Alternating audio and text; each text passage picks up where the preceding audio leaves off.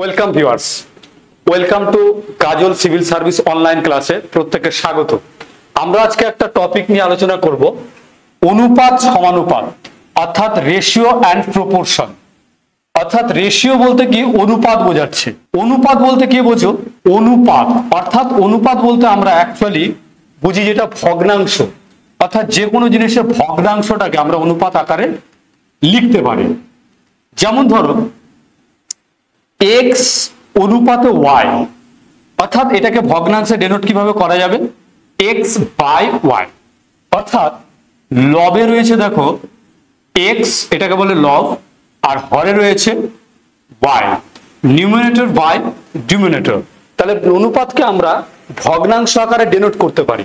আবার যদি ভগ্নাংশ আকারে থাকে এক্স বাই ওয়াই, তাকে কিন্তু আমরা অনুপাত আকারে ডেনোট করতে পারি, এক্স ইস টু ওয়াই। এইবার দেখো আমাদের অনুপাত সমানুপাত সংক্রান্ত আমরা প্রত্যেকটা জেনে নিলাম।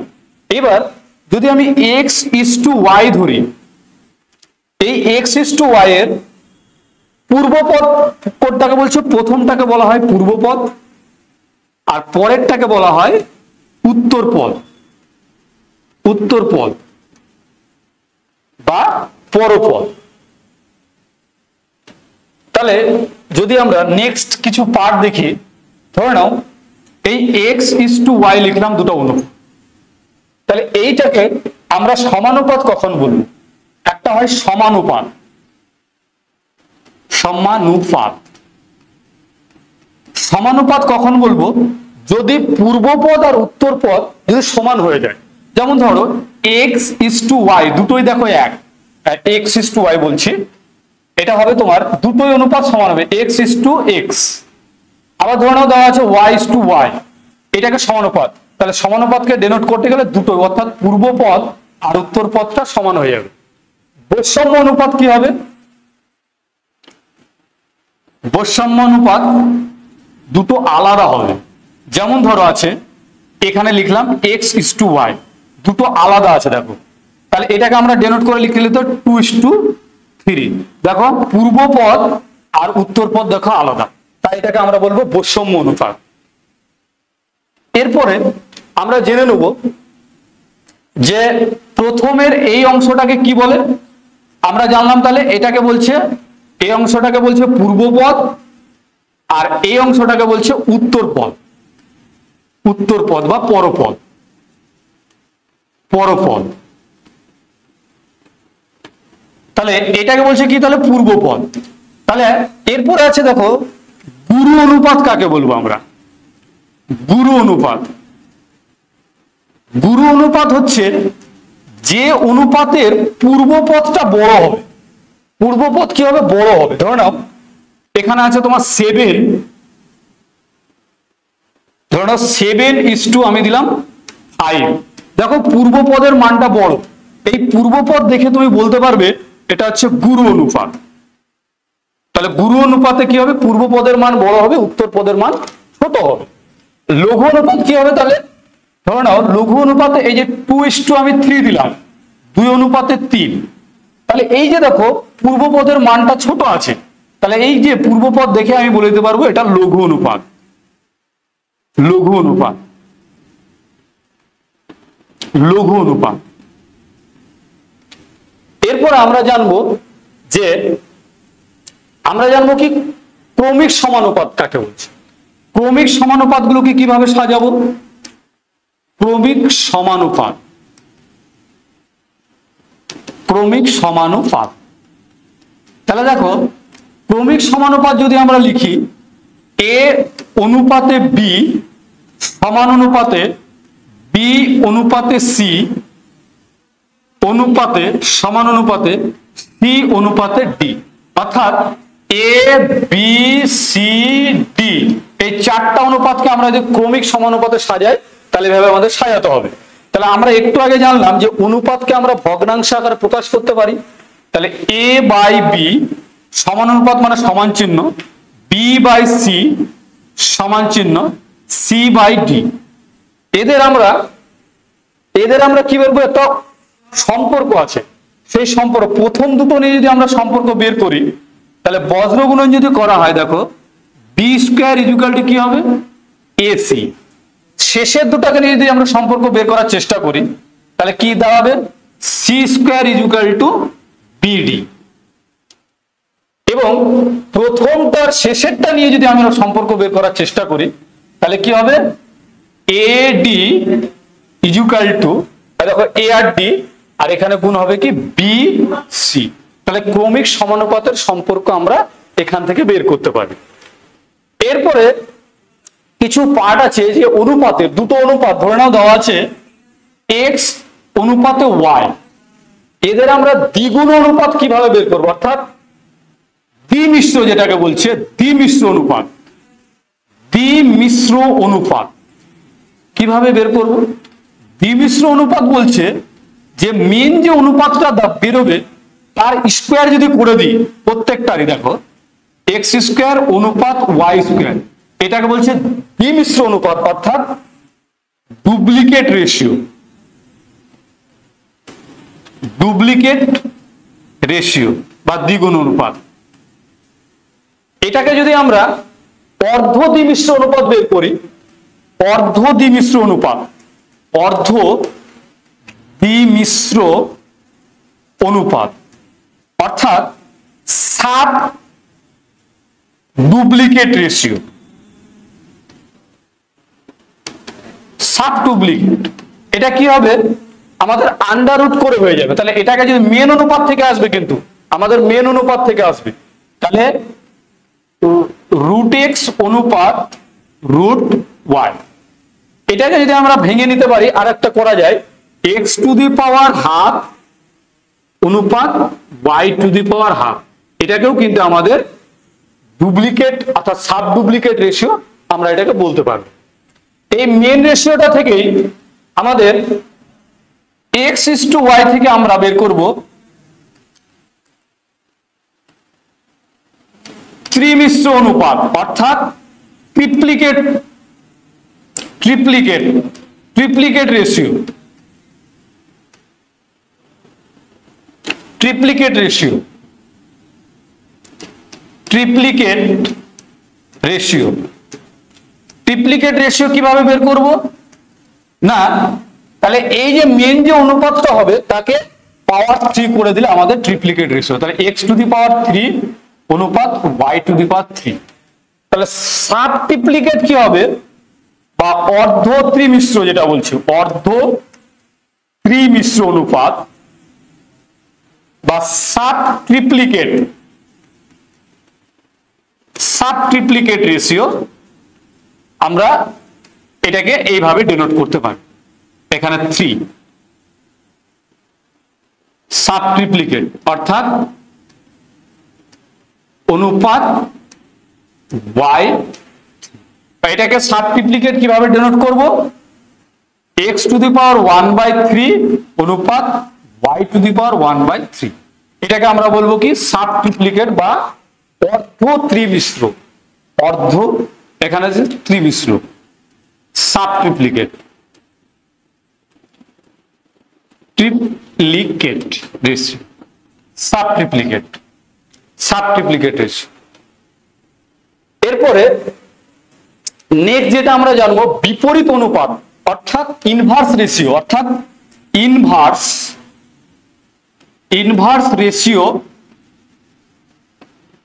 বা ইনভার্স রেশিও আমরা যেটাকে বলছি বিপরীত অনুপাত, বিপরীত অনুপাত কিভাবে বের করব।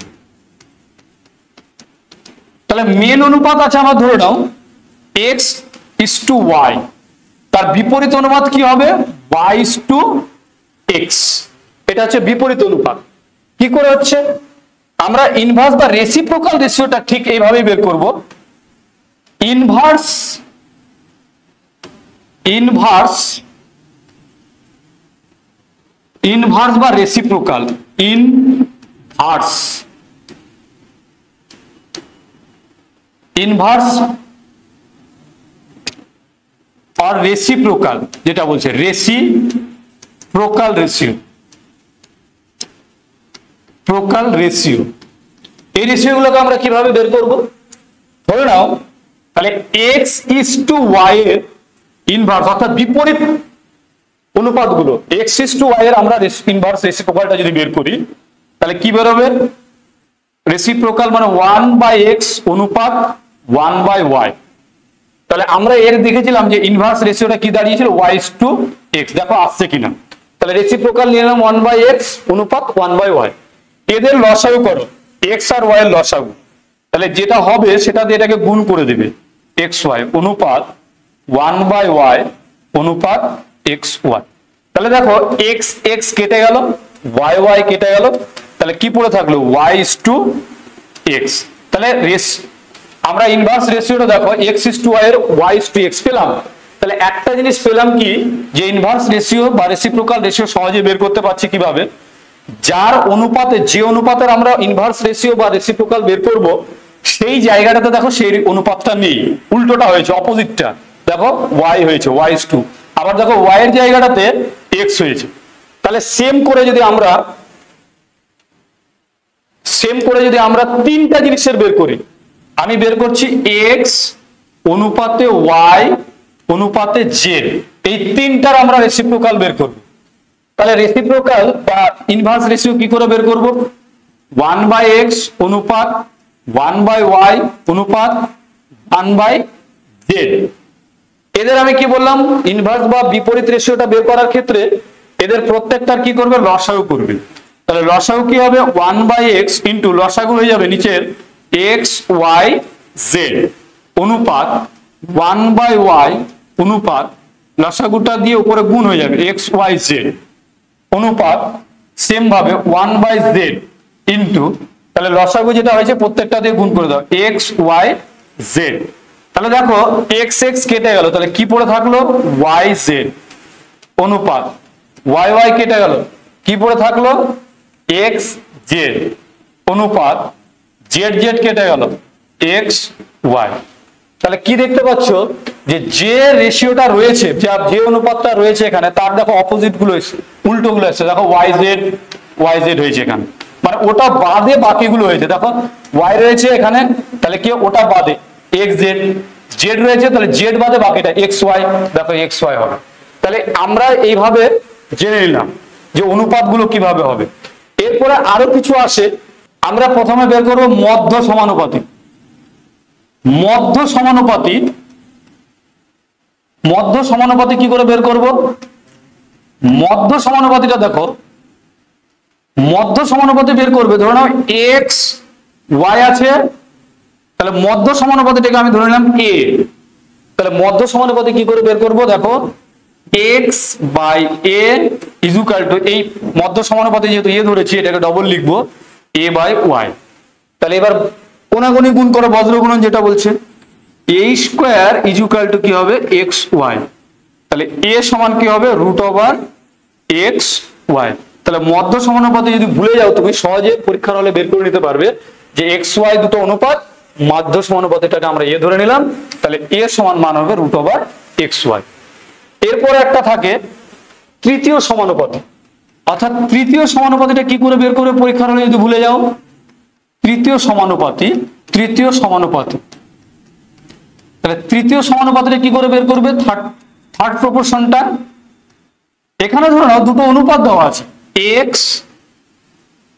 y, আমরা 3 নম্বর অনুপাতটাকে আমি ধরে নিলাম a, তাহলে মাঝেরটাকে কি হয় ডবল রিপিট হবে, তাহলে x by y is equal to y by a।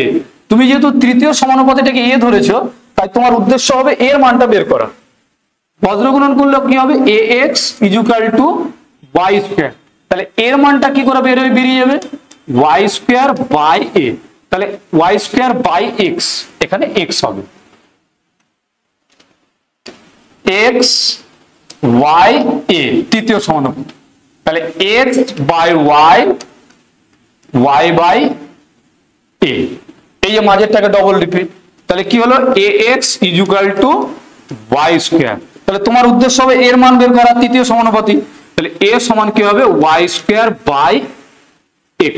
তাহলে কি পাচ্ছ, মাঝখানেরটাকে ডবল গুণ করে প্রথমটা দিয়ে যদি ভাগ করে দাও তাহলে তুমি তৃতীয় সমানুপাতিটা পেয়ে যাবে। ঠিক তেমনি আরেকটা থাকে চতুর্থ সমানুপাতি বের করা। চতুর্থ সমানুপাতি বের করা, চতুর্থ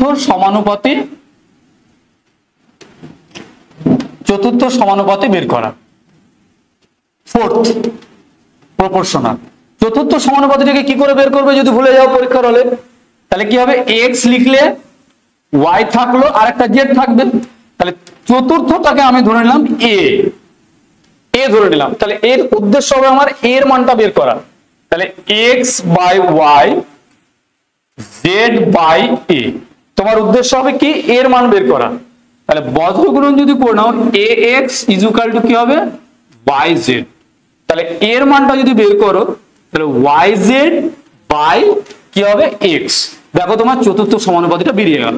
তাহলে এ সংক্রান্ত চতুর্থ সমানুপাতি বের করতে গেলে দেখো মধ্যম পদ দুটো অর্থাৎ এই দুটোর গুণ করে প্রথম পদ দিয়ে ভাগ করলে সহজেই তুমি চতুর্থ সমানুপাতি পেয়ে যাবে।